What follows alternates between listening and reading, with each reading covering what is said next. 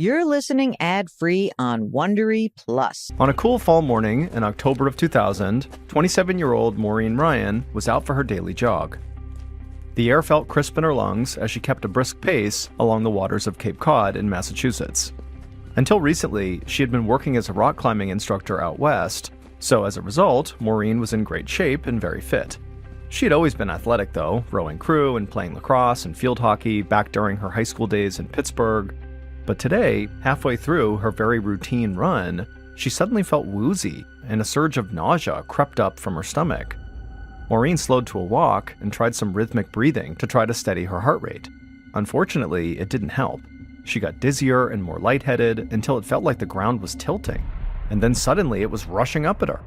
The next time she opened her eyes, Maureen was face down on the jogging path, her cheek pressed flat against the cold concrete. Her head absolutely throbbed. She rolled onto her side and began rubbing the bruise on her skull. Maureen felt lucky she hadn't knocked any teeth out when she fell, but at the same time, Maureen just could not understand how her body had just abruptly shut down like that. She had only fainted one other time in her life, and it was back in college after she had gone on an unusually fast treadmill run. Maureen assumed it was just a fluke because it never happened again. But now she wasn't so sure, because just the week before, during another run, she had felt at one point sort of hazy and actually stopped to rest, but that was obviously nothing compared to today, where she actually fell to the ground. And if this had happened while she was on stairs or something, she could have been seriously injured. And so suddenly, Maureen was terrified. It was like she couldn't trust her body anymore, despite having spent so many years working so hard to become strong and healthy and fit. It was like it didn't matter. Her body was going to do whatever it was going to do. Maureen picked herself up and carefully made her way home, and when she got there, she called her Aunt Eileen, who was a doctor in Pittsburgh. Eileen was a pathologist who ran lab tests on tissue, fluids, and organs in order to diagnose diseases, especially heart disease. But she was knowledgeable about most health issues, so Maureen really wanted her opinion on what had just happened to her. Eileen thought for a moment after Maureen told her about how she had just fainted during her run. Then Eileen told Maureen that she might be experiencing some type of irregular heartbeat. If left untreated, Maureen's aunt said that an irregular heartbeat could cause that lightheadedness and fainting that Maureen experienced. But realistically, that was the most mild of symptoms. This irregular heartbeat could lead to permanent damage to her heart, her brain, and other organs. It could even cause strokes, heart failure, and even death. And so Eileen urged Maureen to stop doing any serious exercise until she could meet with a doctor. Maureen appreciated her aunt's advice, but it was hard to accept. Being physically active and pushing her body to its limits made her feel energized, joyful, and alive. To stop exercising cold turkey would be a real challenge for her, but at the same time, she didn't want to risk fainting again, so she promised her aunt that she would take a break from running and would see a doctor as soon as possible. A few days later, Maureen lay on an examination table wearing a hospital gown. She flinched at the feeling of cold metal as the cardiologist stuck a series of electrodes to her chest. Even so, she was still glad to be there. She had not gone for a run since she talked to her aunt, and she was eager for this to be over with. Once the electrodes were in place, the doctor made sure the cables running to the EKG machine were untangled and connected properly. These would convert electrical signals from Maureen's heart into waves displayed on the EKG grid. By studying these lines, the cardiologist would be able to identify any irregularities in Maureen's heart's activity. Maureen closed her eyes and listened as the doctor flicked a switch. The machinery hummed into action, and soon Maureen could hear the beeps corresponding to her heartbeat. 5 minutes later, the test was over, and so Maureen opened up her eyes. The cardiologist quickly pulled up the results on a large computer monitor. His face was neutral as he scrolled through the data, occasionally stopping just to jot something down on a pad of paper. Finally, the doctor scooted his chair back, set down his pen, and turned to face Maureen. He told her he knew why she had been fainting. She had a condition called Wolff-Parkinson-White syndrome. It's a congenital heart defect that makes the heart beat faster than it should, sometimes causing dizziness and fainting.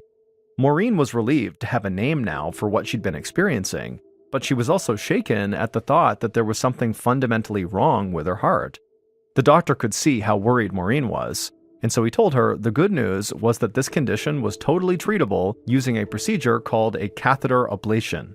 It's a surgery where thin, flexible tubes are guided into areas of the heart suspected of causing the irregular heartbeat.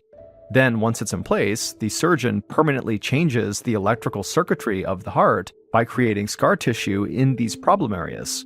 Scar tissue does not conduct electricity, so once that's done, the irregular heartbeat disappears and the heart returns to normal. Maureen thought this procedure sounded really intense and pretty complicated, but she was at least happy to have, the next steps in place. So she thanked the cardiologist and said she would schedule this procedure as soon as possible.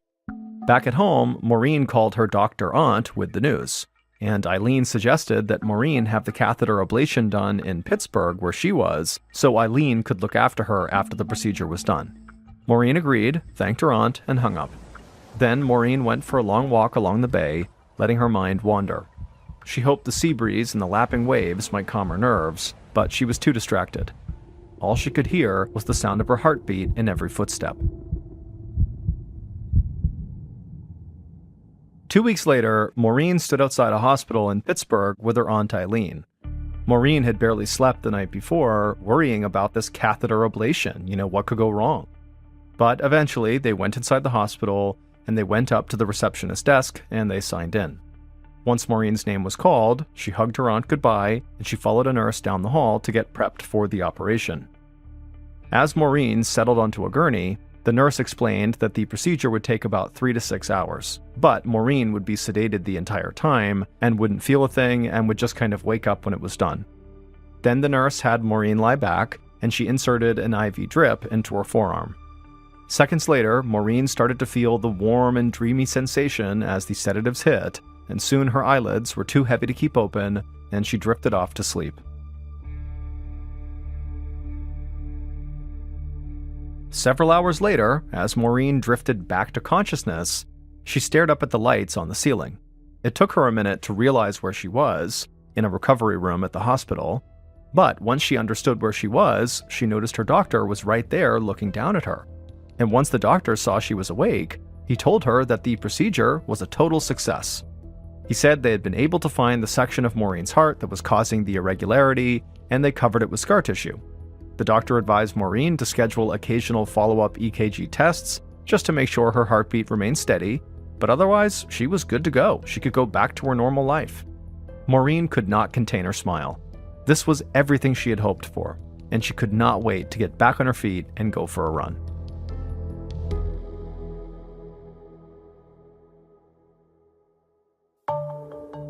Two decades later, in October of 2022, Maureen sat on her bed shivering and dripping wet, holding a phone to her ear and wishing her Aunt Eileen was with her again.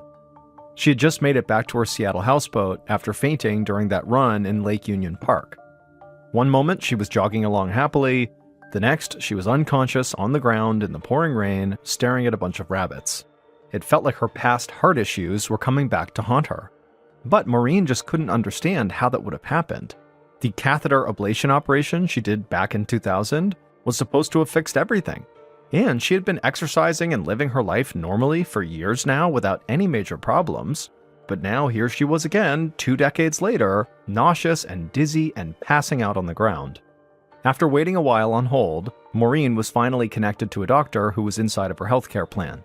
She told him about fainting in the park and summarized her fairly extensive medical history. The doctor told her to come in the next day for an EKG and also some blood tests. After she hung up, Maureen just sat there staring at the rain landing on the water. She thought she was done dealing with her body's mysteries, but clearly something else was wrong. The next morning, Maureen woke up early, still feeling rattled. She filled a thermos with coffee, put on a raincoat, and headed to her appointment.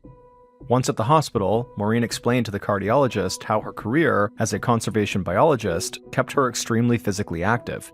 Even outside of her work, exercise was her favorite activity. In addition to jogging, Maureen skied, she swam, and went mountain biking. Occasionally, she would still experience a bit of dizziness or nausea, but it passed quickly.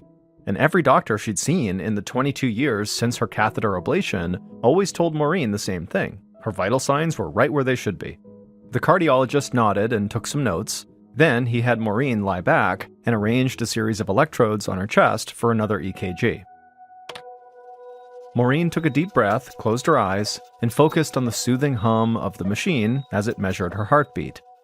After a few minutes, the cardiologist pushed back his chair from the computer and came to Maureen's side and helped her sit up. Maureen braced herself for bad news from this test, but the cardiologist only shrugged, shook his head, and told Maureen that her results were normal. Nothing looked out of the ordinary. Maureen felt lost and frustrated. She knew the test had to be wrong because she was positive something wasn't right in her body. Last night in the park, she genuinely thought she was going to die. So how could this EKG test show nothing? It made no sense. The cardiologist told Maureen to call if she experienced the symptoms again, but until then, there really wasn't anything he or the hospital could do. Maureen thanked the doctor and appreciated what he was doing, but she knew now it was up to her to do some research of her own. Back at her houseboat, Maureen sat on the deck with a cup of coffee, a stack of books, and a printed copy of her test results. She had stopped by the library on the way home to check out a few books on heart conditions. Maureen's career as a conservation biologist had trained her to identify patterns in complex data, so studying EKG results did not seem overwhelming to her. The chart showed the electrical energy of her heartbeat on a graph. Each heartbeat looked like a spike as the blood is pushed out, with a little hiccup before and after it.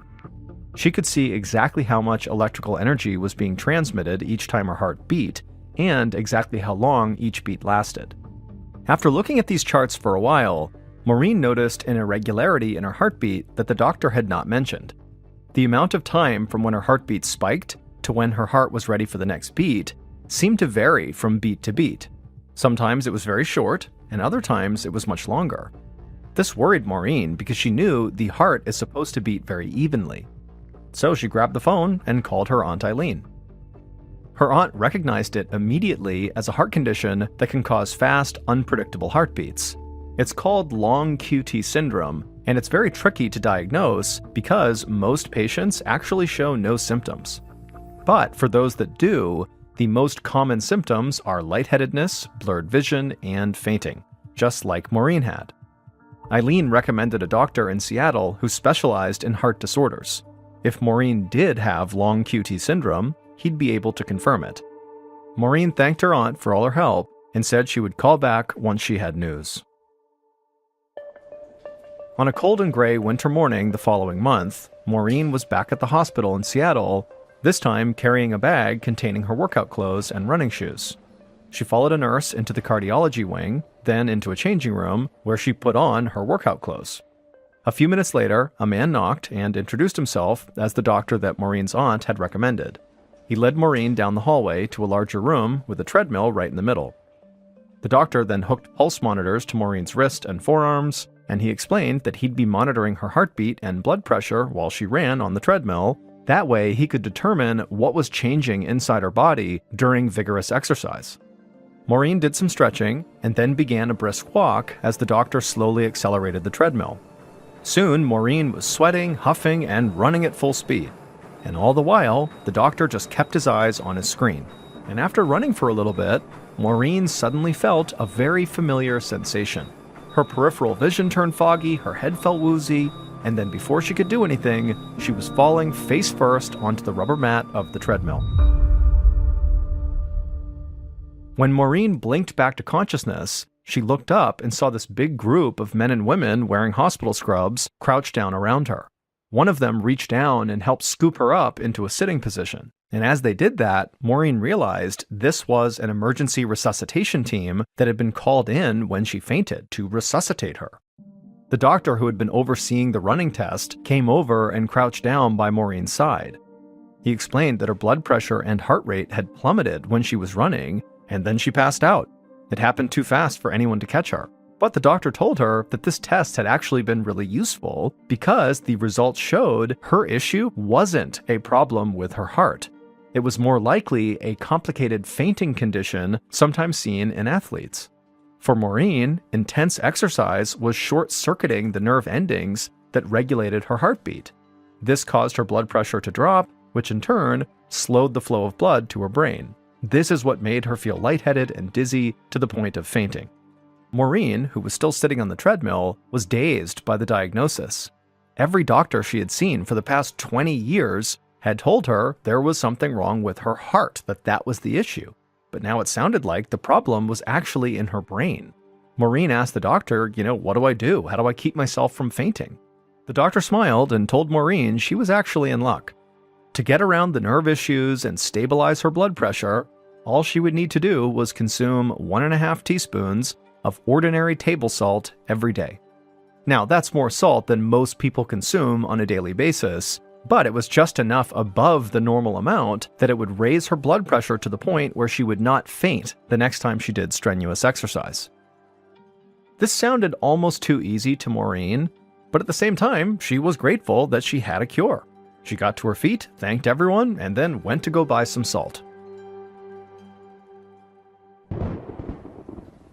But a month later, on a cloudy, rainy Seattle afternoon, Maureen, who was very frustrated, stepped out onto the deck of her houseboat and dumped her salt into the water. She was totally done with this cure. Daily doses of salt had done nothing. For weeks, Maureen had been dissolving salt in a tall glass of warm water and forcing herself to drink it. At first, she held out hope that she might eventually start to see some changes, but she never did. Consuming all this salt had only made her bloated and anxious. It did nothing for her heart. Even on light jogs, Maureen's chest would feel tight, her stomach would turn queasy, and she'd be out of breath like she was about to faint. So whatever was wrong with her heart was definitely still wrong, and the salt was doing nothing to fix it. Frustrated, Maureen again called her Aunt Eileen for advice for what felt like the millionth time. This time, Eileen recommended that Maureen reach out to a very specific physician named Dr. Samir Saba, who specialized in a very special kind of MRI scan that identifies diseases and defects in the heart. Despite the diagnosis Maureen had received, Eileen still thought there really could be issues with her heart. And so this special MRI test, which gives very detailed pictures of the heart, might actually finally answer what was going on with Maureen. Now, Maureen was skeptical that anybody could figure out her mysterious condition after so many other doctors had tried and failed, but she had nowhere else to turn, and so Maureen asked her aunt to go ahead and book her one of these special MRI scans with Dr. Saba, and while she did that, Maureen would buy a flight to Pittsburgh. A week later, Maureen sat nervously in the front passenger seat as her Aunt Eileen drove to the University of Pittsburgh Medical Center. Maureen watched out the window as a soft drizzle fell across the city, the same damp gray weather she was used to back in Seattle. She looked forward to being back on her cozy houseboat, but before she could go home, she still had this one last test she had to take. Maureen shuddered at the sight of yet another hospital as they got out and began walking towards the building. Once they went inside, Maureen followed a nurse through several sets of double doors into a white-walled, brightly lit MRI room. The nurse helped Maureen get undressed while she explained the procedure. A magnetic resonance image, or MRI, can create 3D images of the organs and tissues inside of a person's body. These detailed images allow doctors to find heart damage without needing to perform surgery on the patient. Maureen climbed up onto the stark white table and laid down flat. She heard a machine whir, then the table, with her on it, slid inside a narrow tube. At first, it felt claustrophobic, but Maureen shut her eyes and just pictured herself going for a run, and it put her at ease. Maureen lay there, listening to the sounds of the imaging machine, and then after about an hour, the noises stopped, and she, on her gurney, was slid back out from the tube. Maureen sat up, feeling strangely relaxed. Dr. Saba was there waiting for her, and he told her it would take a couple of weeks to get the results back, but he would call her as soon as he could. 2 weeks later, Maureen was back on her houseboat in Seattle, Washington, when her phone rang. The caller ID said University of Pittsburgh Medical Center. Bracing herself for more frustrations or worse, Maureen answered and heard Dr. Saba's voice on the line. He told her he had some absolutely wild news. The issue with Maureen's heart was something that none of her previous doctors had thought of. Not only that, but it was something Maureen had lived with her entire life. The problem with Maureen's heart had nothing to do with its beat or nerve endings or scar tissue or any of the other things doctors had talked about for all these years. Instead, Maureen's heart was the wrong shape.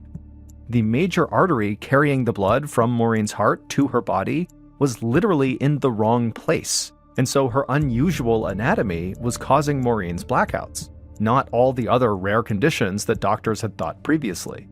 Maureen's right coronary artery was squished underneath another large blood vessel so that it was slightly constricted. When Maureen went about her normal activities, there wasn't any issues. But when Maureen exercised, her heart had to beat faster and pump more and more blood to keep up. But since her artery was in the wrong place and compressed, eventually it couldn't hold enough blood to meet the needs of the heart. This caused Maureen to faint. And no doctor would ever think to suspect this as the cause, because less than 1% of the entire population has a structural defect like this one. But the dangers of this rare condition are extremely real. Dr. Saba told Maureen that her collapse in the park was more likely a heart attack, and if it had lasted much longer, she would have died. Maureen was speechless. Across 20-plus years of seeing doctors throughout the country, no one had ever mentioned even the existence of a condition like this. She'd been living with a misshapen heart since she was born, and without Dr. Saba, it's very possible she would have never found out and likely died from it. Later that summer, Maureen underwent a 3-hour-long open-heart surgery at the University of Washington Medical Center in Seattle, in which surgeons successfully moved her right coronary artery, the one that was in the wrong spot, over to its proper location. Maureen still has lingering chest tightness and fatigue, but the operation allowed her to go back to her physically active life without fear. Gradually, she was able to start fully exercising again, and though her speed is not what it once was, Maureen has never fainted since.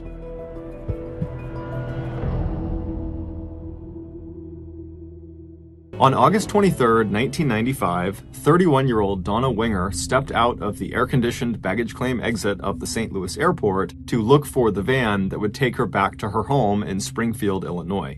Next to Donna was a cart carrying all of her luggage. Slung over her forearm was the carrying handle of a child's car seat, and sleeping inside of it was Donna's 3-month-old daughter, Bailey. The 88-degree afternoon was warm, even for August, but not nearly as hot as it had just been in Florida, where Donna and Bailey had just spent the last few days visiting with Donna's dad, mom, stepdad, and 2 sisters. Now tanned and rested from her vacation, Donna couldn't wait to get home to tell her husband Mark about the trip. Feeling very tired, Donna suddenly felt totally relieved that her mother and stepfather had hired a private driver to take her and her daughter the rest of the way home. It was about a 2-hour drive from the airport to her single-story house just outside of the city, and with a private driver, she and her daughter could just sleep the whole time. A minute later, a 27-year-old, lanky, dark-haired man stepped out of a waiting van parked in the limo area and waved at Donna, holding up a handwritten sign that had her name on it. As Donna started to gather her bags, the driver smiled at her and hurried over to give her a hand. A few moments later, he had opened the hatch of the van and stowed the luggage in the trunk, while Donna carefully strapped Bailey and her car seat into the back seat of the van, and then she too climbed inside and buckled up as well. The man hopped into the driver's seat and checked his rear and side view mirrors, then pulled out into the stream of traffic headed for the airport exit. Even though all Donna wanted to do was just sleep, she figured she should wait to see if the driver was the type of person who wanted to make small talk, in which case she could indulge him for a few minutes and then go to sleep, and then she wouldn't be as rude. And sure enough, within seconds of starting the car, the driver wanted to chat. He introduced himself as Roger Harrington and said that he lived in the area. The man seemed nice enough, and for a few minutes they chatted about the weather in Springfield and how it was hotter than usual for August. Then Roger complimented Donna on her tan, to which she kind of laughed off and said she'd just spent the last few days sitting by a pool and probably was more sunburned than tanned. Eventually, Donna's responses got shorter and shorter as she was trying to give the man a hint that she just kind of wanted to be left alone. But he wasn't taking the hint. He just kept on asking her question after question, and eventually the questions became very inappropriate. He started asking her about her sex life and whether she liked orgies and whether she wanted to come to one of his sex parties. All the while, he'd be looking into the rearview mirror to try to make eye contact with her. Donna felt totally creeped out and began tucking herself into the corner of her seat to try to get out of the view of his mirror. Finally, Donna just told Roger that she did not want to talk to him anymore, that her daughter was asleep and she didn't want their voices to wake her up, but Roger, again, did not take the hint. Instead, his questions and remarks got more and more sexually inappropriate and explicit, and his driving became faster and more erratic. And then he started talking about the voices he heard in his head, like the one belonging to an entity he called Dom that apparently told him to do bad things, and lately Dom had been telling Roger to hurt people. By the time Roger pulled onto Donna's street, Donna was panicking and just praying that he didn't try to hurt her or her child. And so when he pulled up in front of her house, Donna hopped out of the car, grabbed her daughter, and practically ran her into the house. And then she went back outside, and without even looking up at Roger, she just grabbed all of her things and then rushed back inside the house. With her front door shut and locked, Donna looked through the peephole of the door and watched with relief as Roger climbed into his van and drove off. At this point, Donna's husband, Mark, who was an average-sized guy with glasses and dark hair that had begun to thin, he had come into the room. He had been downstairs in their basement using their treadmill. And he was about to ask how the Florida trip went, but he could tell right away that his wife was very upset about something, and so he asked her, what's going on? It would take her a minute to compose herself, but Donna began explaining her car ride and how awful it had been and how she really had been in fear for her life. Mark listened attentively while he held their daughter Bailey, and even though he was calm and reassuring on the outside, inside he was furious. How dare this man put his wife and daughter in danger? So at some point toward the end of her explanation of what happened, Mark told Donna to just write down an account of exactly what happened on the drive so that they could use it later on if they decided to file a complaint. Donna agreed that that was a good idea, and so she stepped away and jotted some notes down on some paper, and then she stuck those notes to the refrigerator door with a magnet. Then, after that, even though both of them were still upset about the whole driver thing, they shifted their focus to their daughter, who was now rolling around on the ground, smiling and cooing. And before long, the couple was down there with her, laughing and goofing around. By the next morning, things in the Winger household seemed to be back to normal. Mark, a nuclear engineer for the state, was getting ready to go to work. Donna was still on maternity leave, so she and Bailey sat in the kitchen with Mark while he ate his breakfast.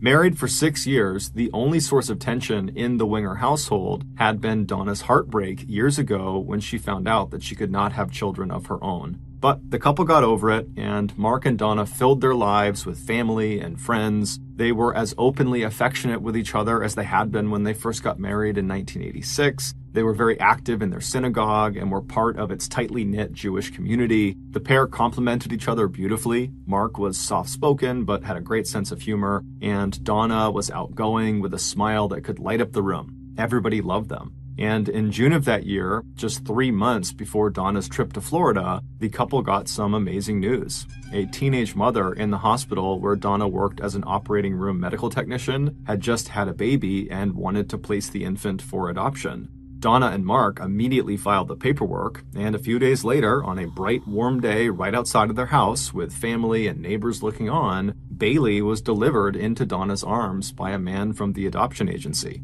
Life was perfect.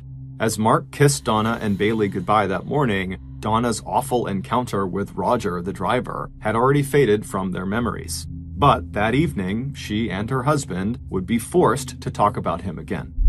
That night, when Mark, Donna, and Bailey sat down for dinner, their phone rang. Mark got up to answer it, but when he picked up the receiver, all he heard was silence, and then a few seconds later, he heard a click as the caller hung up.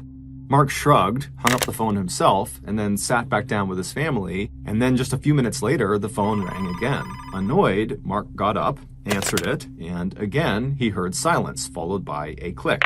When Mark sat back down the second time, he felt totally unsettled. He couldn't help but think that the person who was calling them had to be Roger.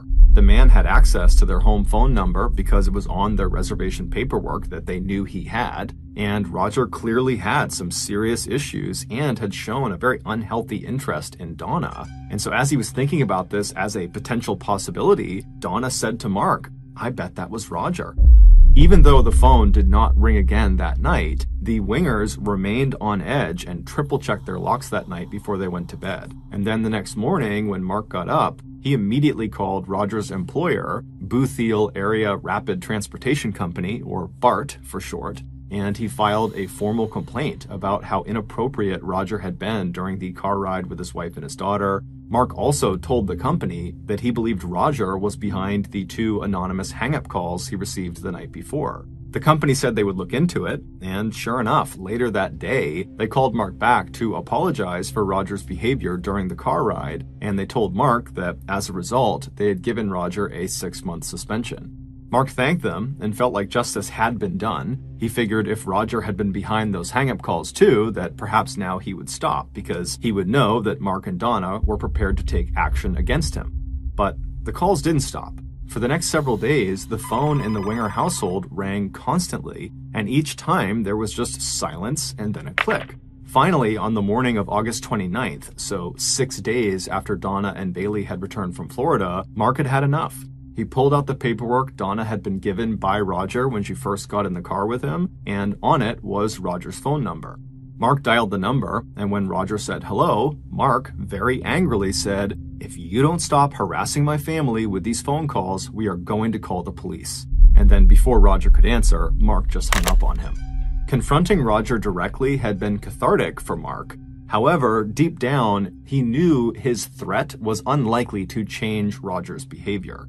Roger was obviously mentally unwell, and on top of that, he was likely very angry at the Wingers because their complaint had just gotten him suspended.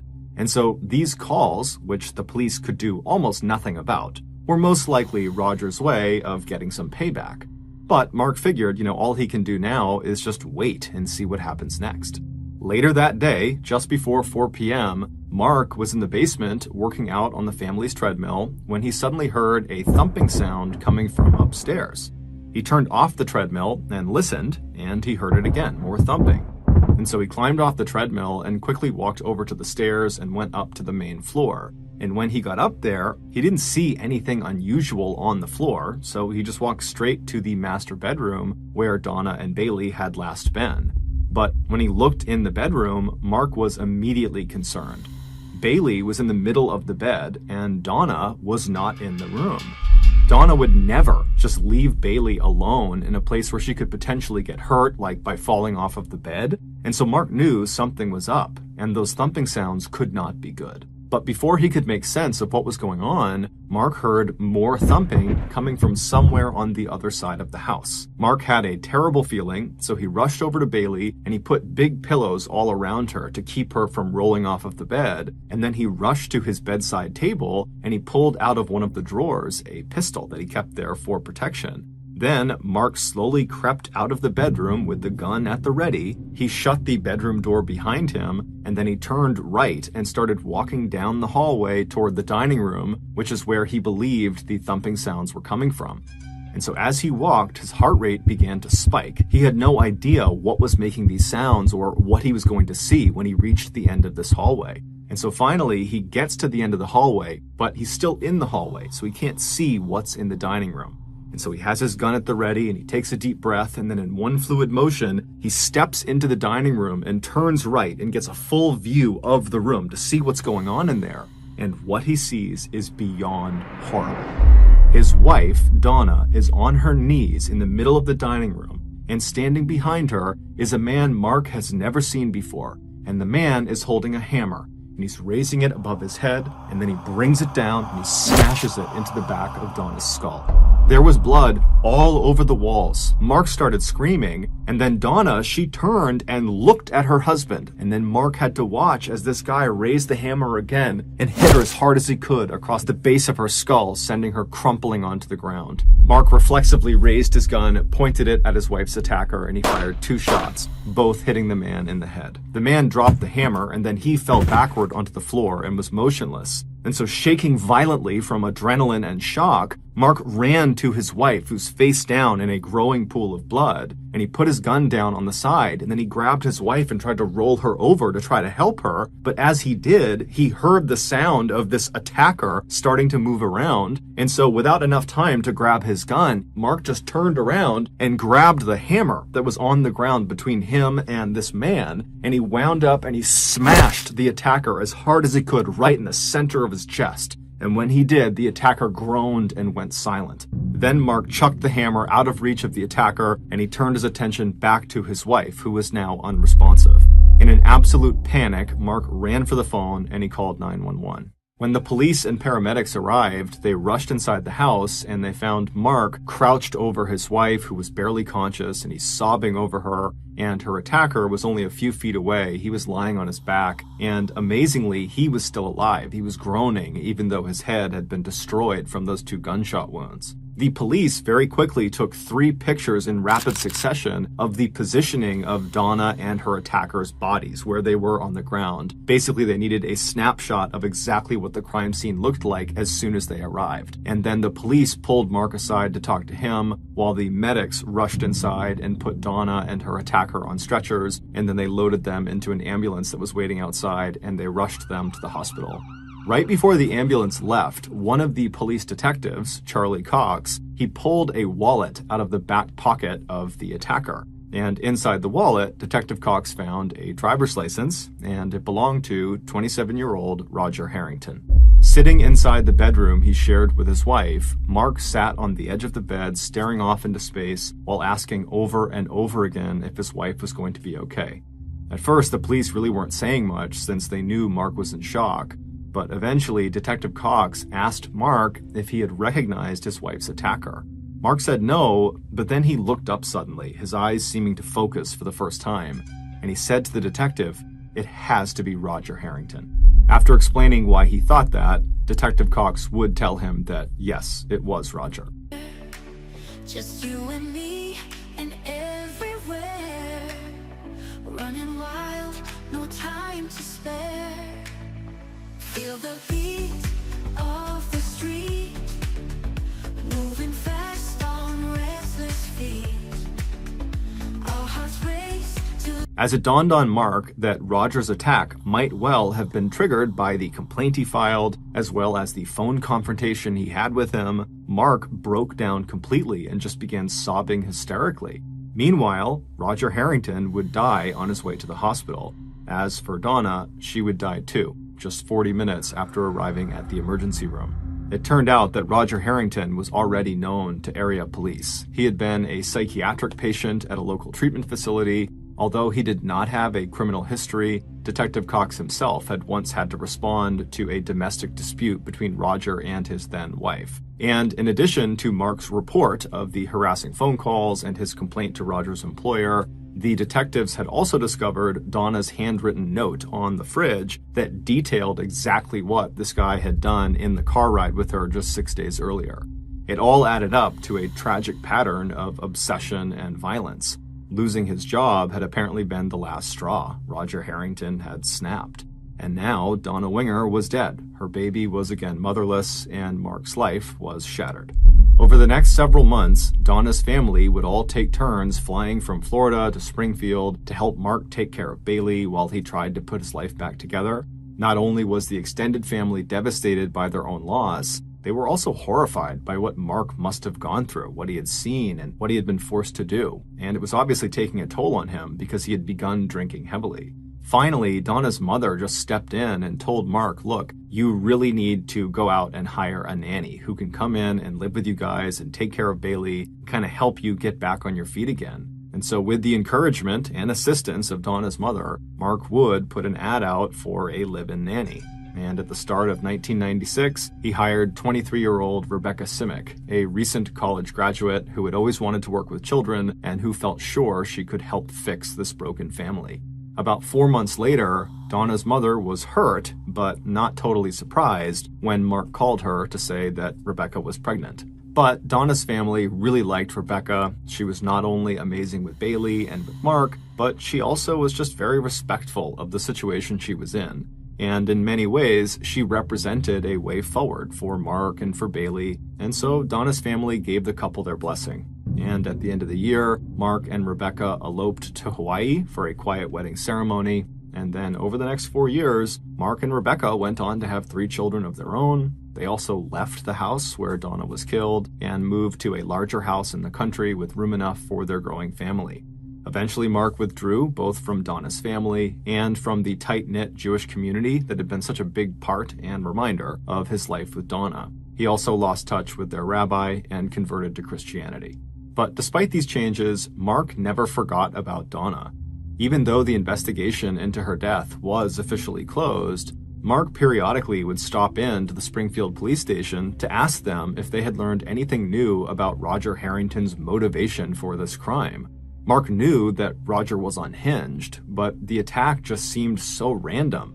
Roger had only met Donna a few days earlier. What could possibly drive him to kill her so quickly? Even though her attacker was dead, Mark felt determined to see to it that someone be held accountable for Donna's death.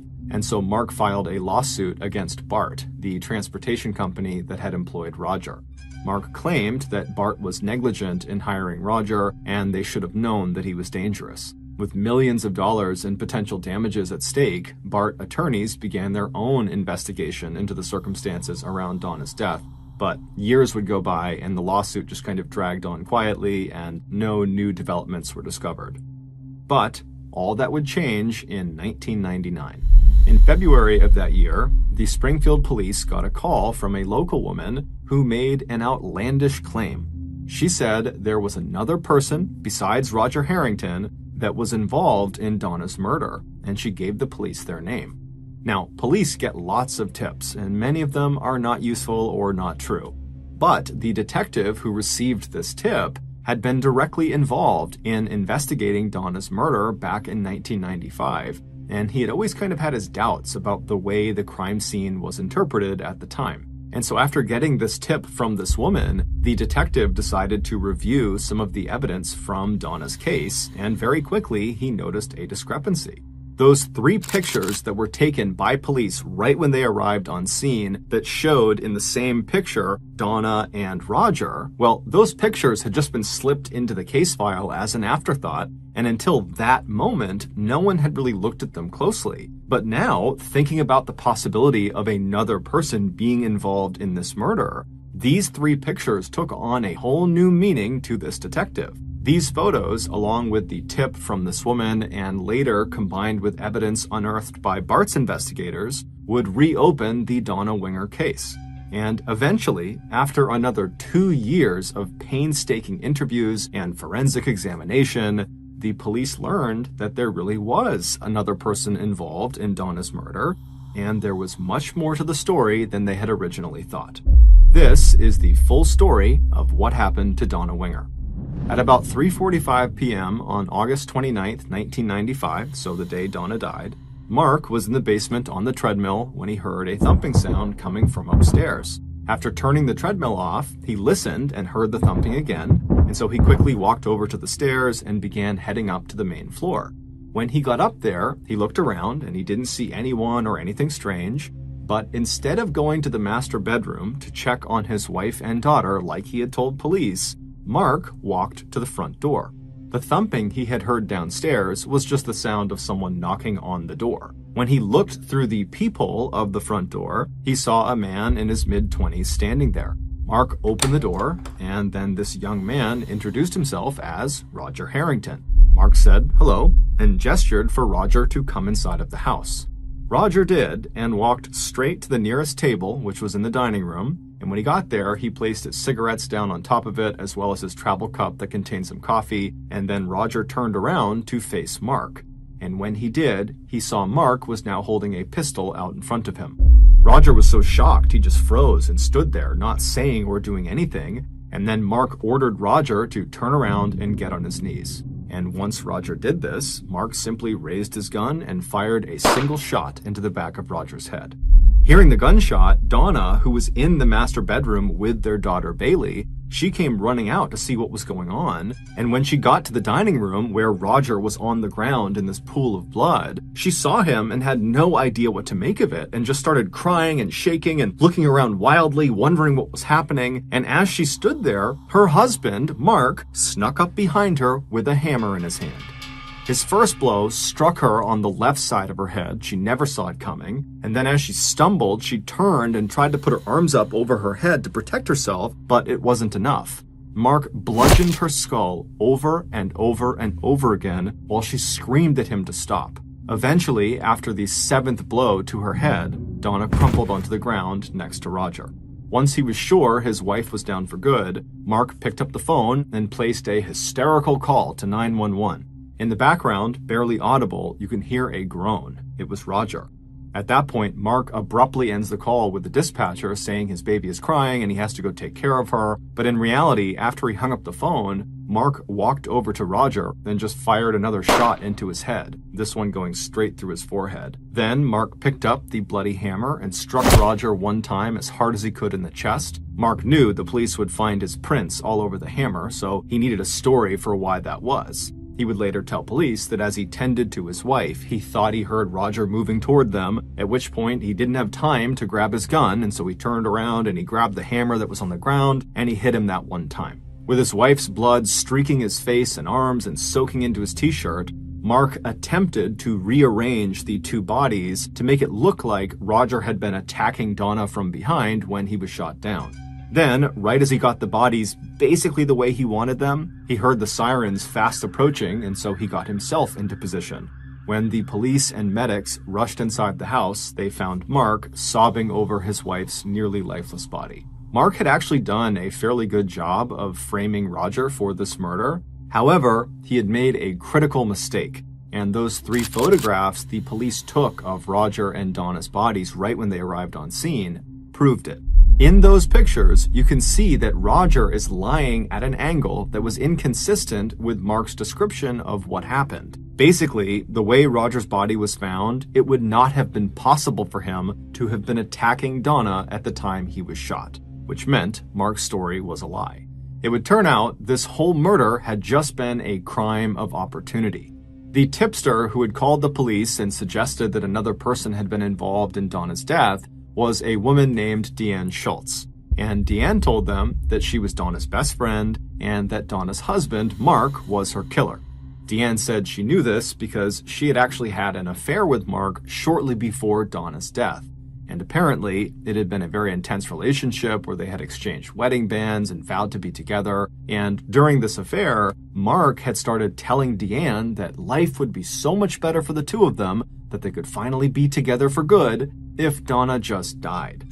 Deanne did not think he was serious, and so never thought much of it, but it would turn out Mark was very serious. He just needed to figure out a way to kill his wife without getting caught. And so when Donna came home from Florida and talked about how inappropriate her driver Roger had been and how he had seemed totally crazy and dangerous, Mark realized he had found the perfect fall guy. He started framing Roger by complaining about him to his company and getting him suspended. And then as for those anonymous hang-up calls, the only person who ever answered the phone for them was Mark, and so most likely he fabricated those. Deanne said Mark believed if he could just find a way to get Roger to come inside of his house when Donna was home, Mark could pull this murder off. Investigators tracked down phone records that showed that Mark Winger had called Roger Harrington on the morning of Donna's death, August 29th. Roger's family corroborated that Roger had received a call from Mark that day, and that Mark had apparently asked Roger to come over to his house so they could resolve the complaint Mark had placed against him. And since Roger desperately needed his job back, he happily agreed to go, not realizing that Mark was luring him to his death. Deanne claimed that at the time, despite how specifically Mark was talking about this frame job, she still was not taking him seriously, which is why she didn't go to police about this. But after Donna's murder, Deanne knew Mark had done it. However, Mark had told her that she could never go to police because she knew too much, and if he went down, she would too. So she had stayed quiet and eventually broken up with Mark and moved on with her life. But 4 years after the murder, her conscience got the best of her, and so she contacted police. Deanne would receive immunity for her testimony.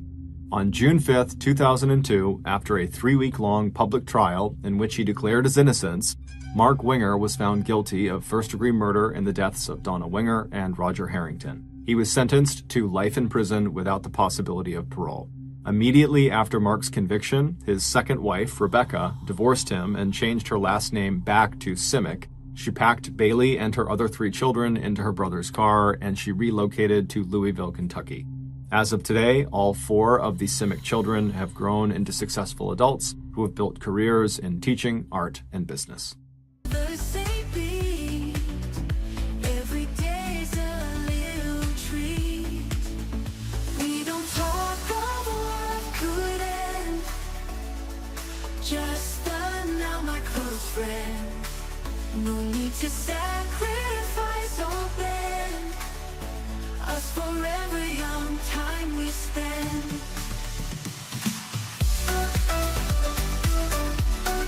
Time we spend. Through the nights and neon lights, we chase dreams and city sights. No worries in our youthful flight. Hand in hand, we hold on tight. Shining till the break of dawn. Moments here and moments gone.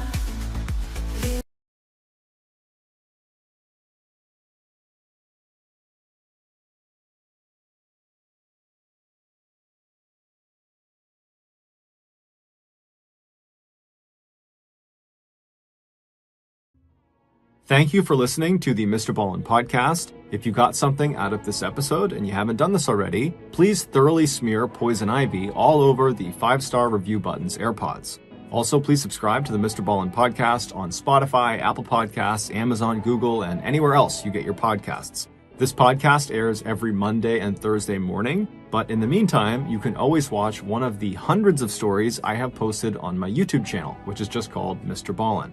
If you want to get in touch with me, please follow me on any major social media platform. My username on all of them is just @MrBallen, and then you can send me a direct message. I do read the bulk of my messages. Lastly, we have some really cool merchandise, so head on over to shopmrballen.com to have a look. So that's going to do it. I really appreciate your support. Until next time, see ya.